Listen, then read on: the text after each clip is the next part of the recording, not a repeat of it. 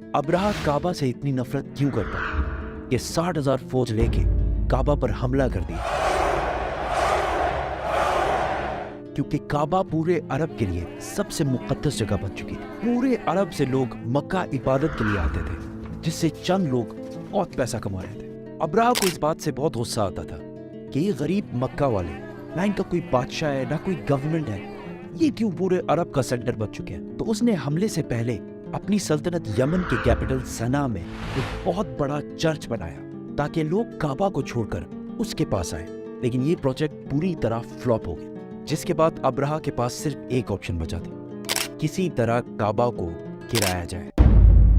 Abraha किसी बादशाह के घर में पैदा नहीं हुआ था, बल्कि ये रोमन एम्पायर के एक छोटे से शहर के एक छोटे से बिजनेसमैन का गुलाम था।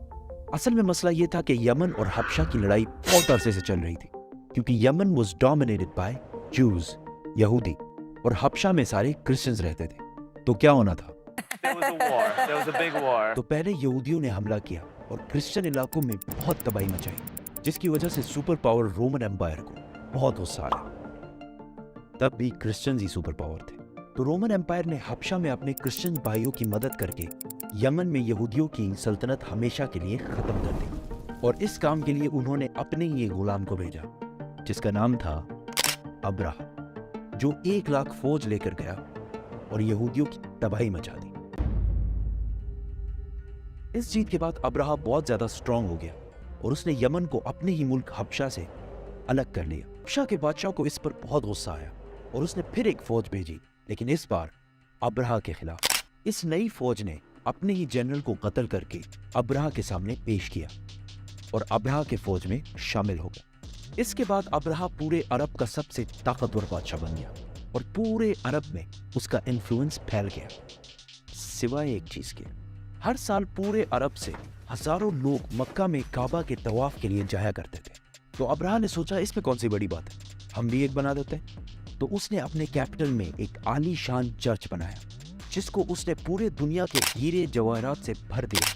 ये बिल्डिंग पूरे अरब में सबसे खूबसूरत और आलीशान बिल्डिंग थी। अरबियों ने इससे पहले ऐसी कोई चीज नहीं देखी थी, लेकिन कोई भी इसकी इबादत के लिए नहीं आया और सब उसी पुराने काबा की तरफ जाते रहे। इतना खर्चा और इतना सब कुछ करने के बाद भी जब अब्राहा फेल हुआ, तो उसके पास सिर्फ एक ही ऑप्शन बचा। तो उसने 60,000 लोगों की फौज जमा की और काबा पर हमला कर दिया। अभी तक जितनी स्टोरी हमने बताई है, वो सिर्फ इस्लाम में ही नहीं बल्कि हिस्ट्री में भी लिखी हुई है, जो कि पुराने जमाने के अरबी इंस्क्रिप्शन से उठाई गई है।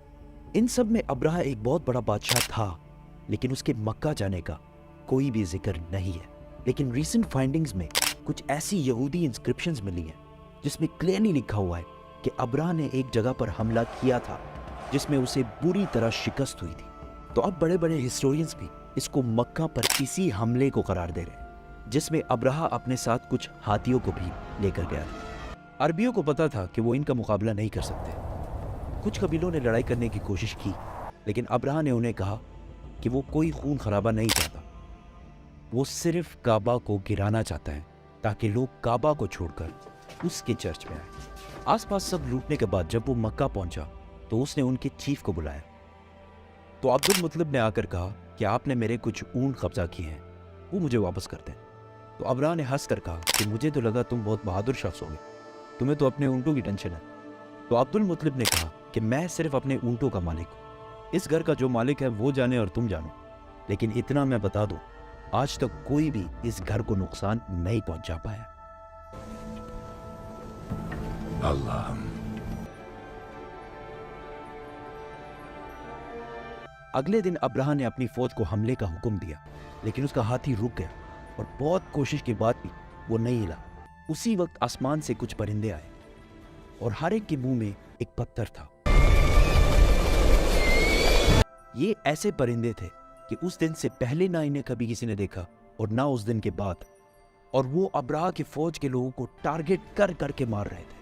अब इसको बहुत सारे हिस्टोरियंस ने स्मॉल पॉक्स की एक एक्सट्रीम किस्म का है, क्योंकि जैसे ही पत्थर इनके जिस्म को लगता था तो वो खारिश कर करके अपने ही गोश्त को निकाल देते, हत्ता कि कुछ लोगों की हड्डियां तक नजर आने लगी। इस हालत में ये फौज वापस भागी और अब्राहा की 60,000 की फौज तबाह बर्बाद हो गई।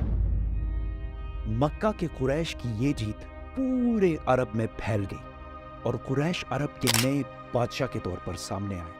इस वाक़े के बाद पूरे अरब से लाखों लोग काबा के तवाफ के लिए और भी आने लगे और मक्का में हर साल उकास का अजीम शान मेला सजने लगा।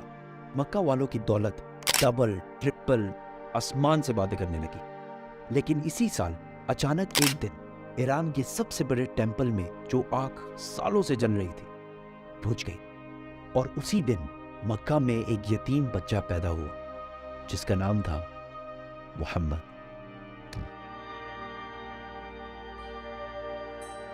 Muhammad.